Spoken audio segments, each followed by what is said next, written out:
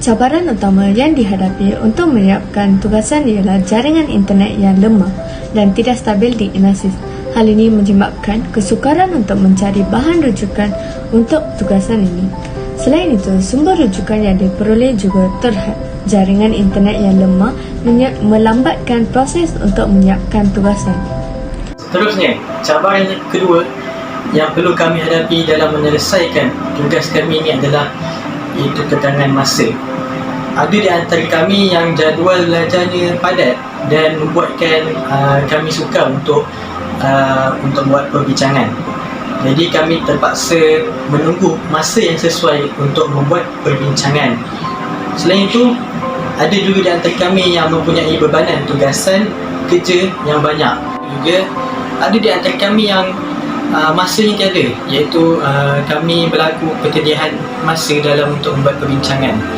Ada di antara kami yang sibuk dengan aktiviti-aktiviti sebagai contoh menjadi AJK ataupun menjadi orang yang penting dalam sesuatu program.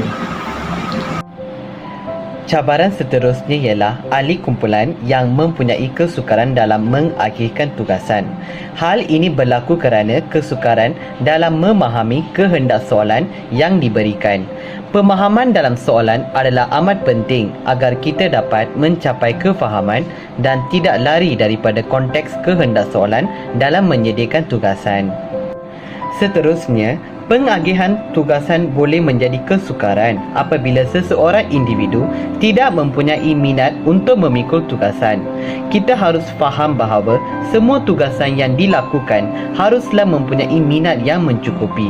Kalau tidak, kita tidak akan membuat tugasan itu dengan sepenuh hati yang ikhlas. Akhir sekali, tidak mempunyai pengalaman yang mendalam dalam menyiapkan tugasan. Oleh itu, berasa kesukaran dalam mengakhirkan tugasan. Kalau kita tidak mempunyai pengalaman dalam satu kerja, maka sukarlah untuk kita menjalankan tugasan itu dengan sempurna. Oleh itu, pengalaman adalah sangat penting untuk kita menyiapkan tugasan dan mempunyai gambaran bagaimana menyiapkan tugasan itu dengan kaedah yang betul.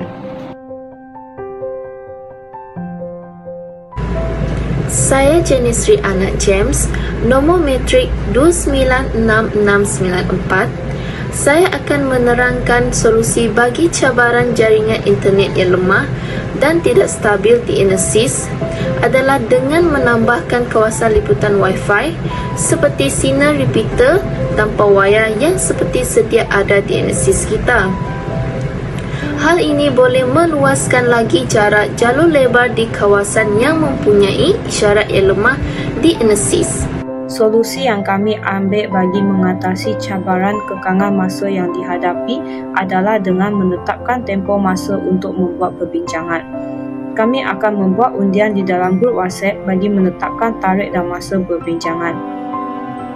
Dan masa perbincangan yang kami ambil tidak akan melebihi 1 jam. Selain itu, kami akan membuat perbincangan dalam talian bagi menjimatkan masa masing-masing. Assalamualaikum warahmatullahi wabarakatuh. Nama saya Zafar Safati Zamzam, nombor metrik 951516. Jadi pada hari ini saya akan memberikan solusi kepada cabaran ahli kumpulan mempunyai kesukaran dalam mengakhirkan tugas. Jadi solusi yang pertama, kita kena melantik seorang ketua kumpulan supaya pengagihan tugas dapat dijalankan dengan adil. Yang kedua, ahli kumpulan hendaklah memberi kerjasama dan menyiapkan tugasan yang diberikan tepat pada waktunya. Jadi yang ketiga dan yang terakhir, ketua kumpulan perlu tegas dan sentiasa mengambil tahu progres kerja setiap ahli kumpulan.